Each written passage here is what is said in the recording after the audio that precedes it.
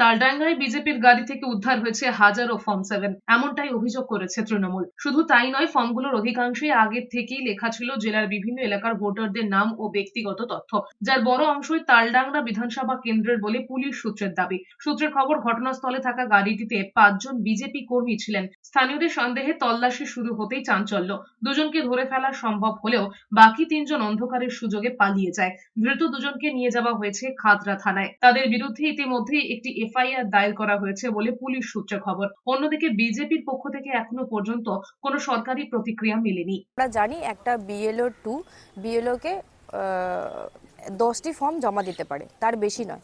কিন্তু ওই একসাথে বাঞ্চ আকারে ফর্ম কিন্তু তারা এসডিও অফিসে জমা দিতে যাচ্ছিল।